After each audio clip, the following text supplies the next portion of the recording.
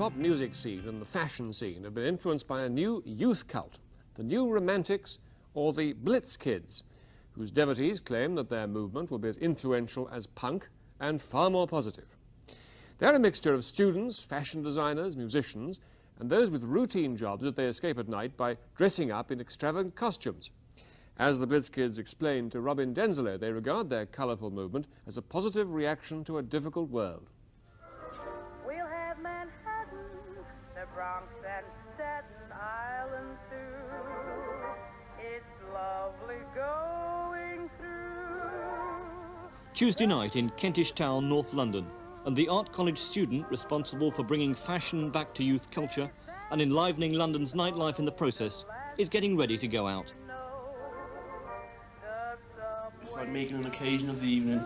It's like anything else. I mean, it's making a whole night of it rather than just going out. Because dressing up gears the whole thing towards an extra special occasion. Compares with Mott Street in July. We push carts gently gliding by. Chris Sullivan is a clothes designer, a student, a budding pop musician, but right now is best known as a club organiser and party organiser for the New Romantics. If punk was all about rebellion, the New Romantics are all about style. How often do you change your clothes? Do you change them several times a day? Yes, yeah, it all depends on my mood. I mean, obviously, if I'm going down the shop, I don't go out and get a suit and a tie and everything, because that just doesn't make sense if I'm going down to get milk or something. But it all depends on where I'm going, and it all depends how I'm feeling. Some people have seen it as being very similar to the 30s. Well, I suppose it would be in many respects. I mean, people are dressing up more than they did last year, and the political climate would suggest a lot. The political climate at the moment is almost exactly as the 30s from what I can see, but most of the people seem to stay aloof from, politics, which is a shame. An hour later, after changing his clothes yet again, Chris Sullivan is at the door of a Soho club, deciding who should be let in and who kept out from one of the trendier gatherings in London. The Kilt was a famous 60s watering hole. The New Romantics now take it over every Tuesday. We just ask the owner if he can take it over for one night, and if they agree, we just move in. We supply the DJs, we supply the people, and, they do the bar staff and everything else. So you supply the entertainment, they get the bar profits? Exactly. It's a very bizarre development, very young people like yourselves taking over Soho clubs and actually changing the nature of Soho clubland all of a sudden. Well, it's had to happen, really, because that's the only way you could do it. I mean, because the thing is, young people ourselves, we haven't got the money to start our own clubs. What we'd like to do is just, and we know what the people would want, what young people would like, so we're the only ones to do it. I think the age is gone when you get, like, middle-aged people owning clubs. They can't opt, they don't know what I want, they don't know what everybody else who comes to the club want. So we've got to have people like us telling them what we want. To outsiders, or their more politically active contemporaries, this set bent on enjoying themselves seems scandalously decadent. The Romantics see themselves more as creative. At their clubs, they insist there should be no live music.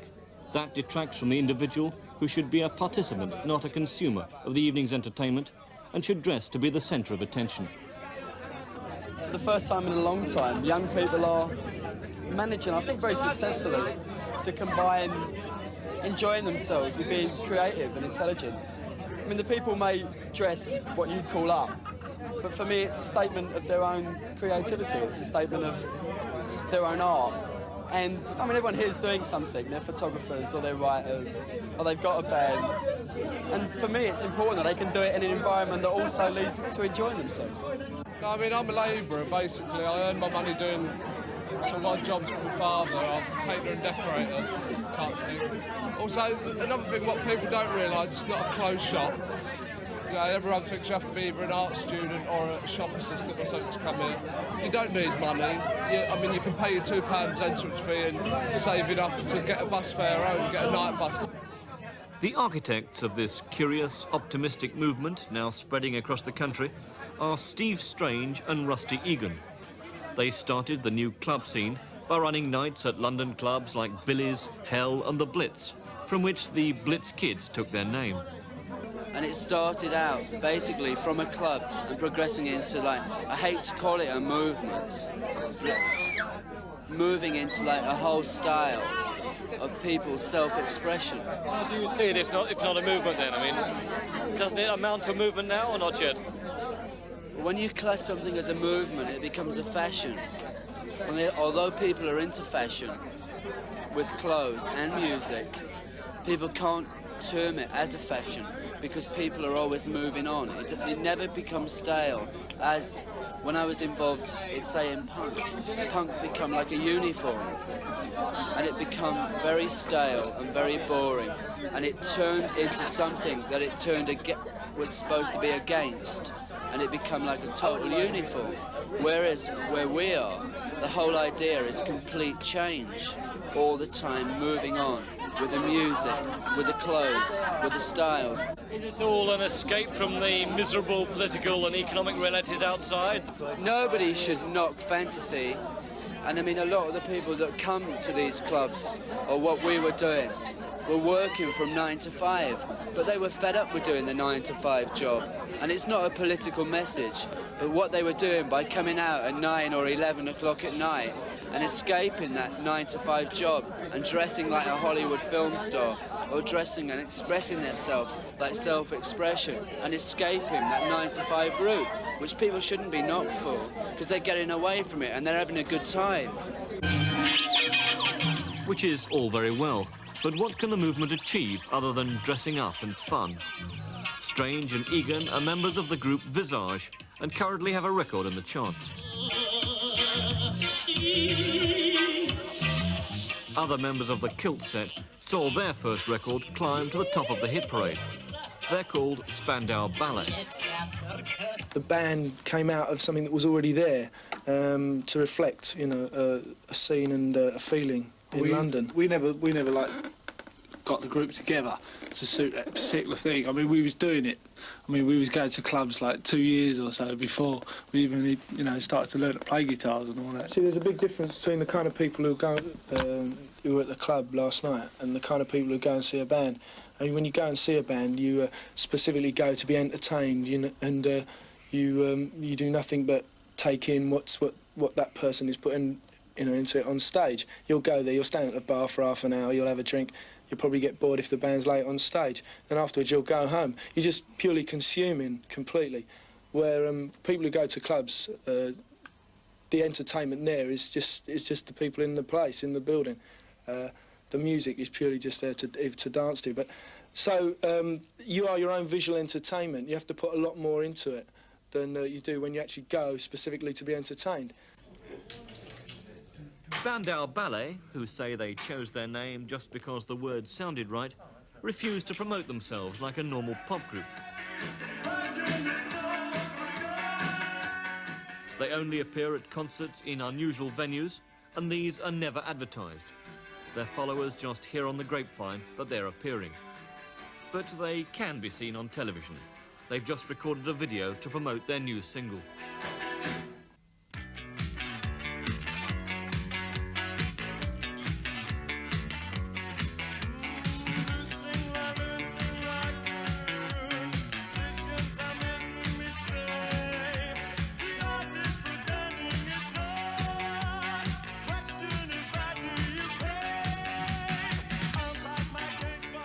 As important to the Blitz Kids as their music is their fashion, and here again they're using unconventional methods to make inroads into an established scene. The new designers are still young, like 20-year-old John Baker. By day, Baker runs a stall off the King's Road, but he's doing well enough to move himself and some designer friends to new premises off Carnaby Street. Right now, his styles might seem bizarre, but he claims that he and his friends know more about youth fashion than most fashion houses. There's 5 or 6 designers involved in the shop.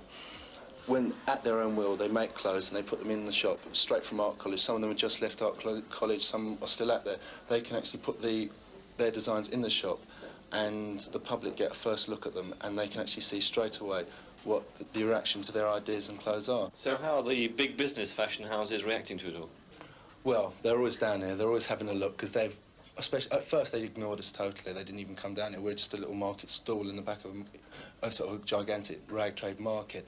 But now they're coming down here. They're getting an insight of what in 6 months to be. They'll probably be commercialising and exploiting. So at the moment we've got to be very careful about who comes down, about what people buy the clothes and this sort of thing, just for the actual designer's sakes, but not just a bunch of bums that look weird walking down the street. There is an actual other side. There's a totally other side to it. You've had the hippies, you've had the punks, you've had everything, and they're good in their time, but they've really got nowhere. I mean, they've stopped, and like people have just flitted out, and that's it. You know, they've just got into normal sort of 9-to-5 jobs. The way we're doing it is we're actually creating a situation for ourselves that is a whole scene, and we're actually living off it. There's also the element of escapism and narcissism. The new romantics are forever taking pictures of each other. But even this has been turned into an alternative business venture. In an attic above Soho are the offices of ID, a magazine that has no advertising, but sells well by reflecting to the young people in the street what the young people in the street are wearing.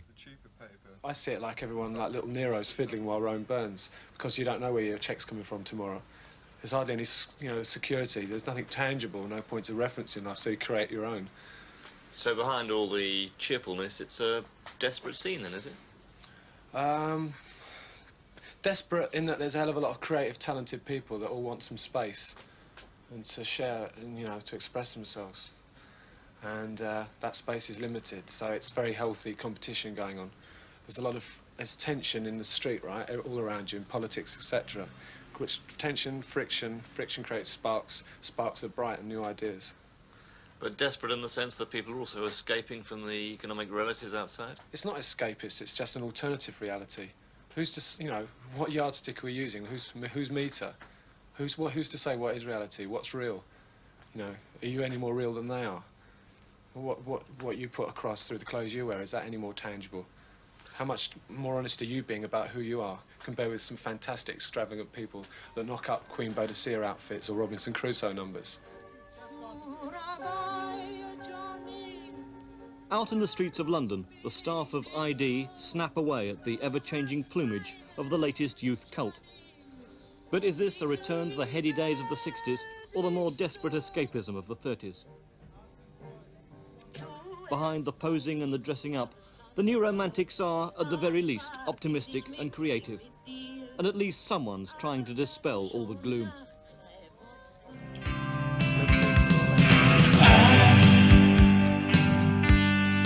Gone to the